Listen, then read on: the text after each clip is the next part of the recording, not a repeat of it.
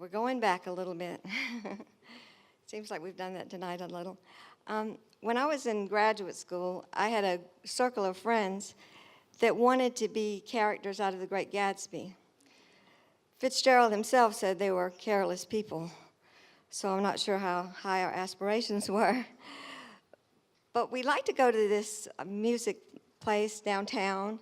This was in South Carolina, where our friend Forrest, that's not his name. You know, I'm trying so hard not to say the real name that I think I've given him 3 names. But where our friend played jazz piano, and he was very good, and we really had a good time there. It was like our place and where we could be Gatsby-ish. So I'm going to call him Foster. That's what I intended to call him. Foster was a tall man. He had a little bit of a beer belly. He always wore professor-like jackets, you know, these tweedy coats. I always call them professor coats, sports coats. And he had very fine shoes, but they were very worn too. He had a little skinny tie, and he was about 10 years older than me. He was an up-and-coming writer as well as a musician. He was publishing in national magazines, and he was really having a time of it right then. He was on the upswing. Well, one night after jazz club, he asked me if I could go to Atlanta with him. I said, you're married. I can't go to Atlanta with you. And he was going to meet publishers and writers, which he knew would appeal to me. And he said, I'm a man, you're a woman. Glad I got that right. And, and we're friends. There's no reason we can't travel together. Okay? So the next Friday, I was riding in his little MG convertible to Atlanta. When we got to Atlanta, I was kind of a small town girl. I was really surprised by the Hyatt Regency. It was the tallest building in Atlanta at that time, and it was beautiful and had glass elevators. I was really taken by it, but I wasn't taken by him, you see.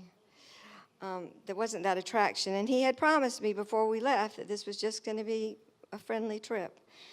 So after we saw the hotel and the glass elevators, we went to our room, which wasn't just a room, but a suite.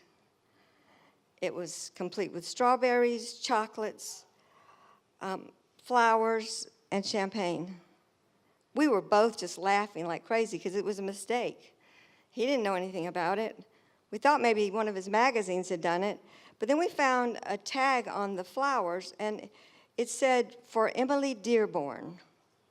Isn't that just like, not Emily, excuse me, Emery Dearborn. We thought he was an opera singer or something, and we had his suite, and we weren't going to tell anybody. We were just going to keep it.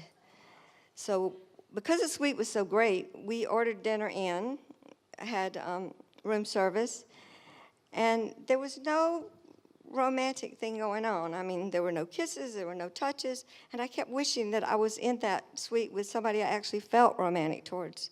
But this was all understood before the trip.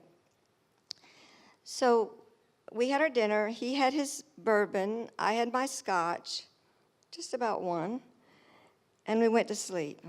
Now there's the rub. With a suite, I don't really have an excuse, except that I'm sure that he convinced me that it would be fine if we slept in the same bed.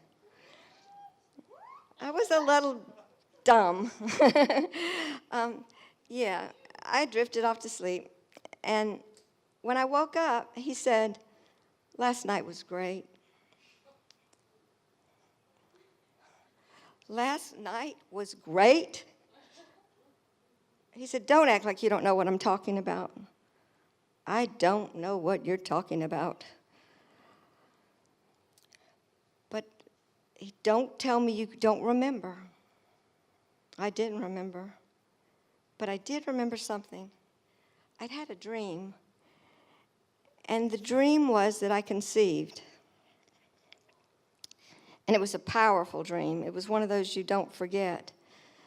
So after that conversation, he started getting ready to go see his publishers and editors. Remember the ones he brought me there to see? He didn't even mention taking me to meet any of them. I didn't meet anybody.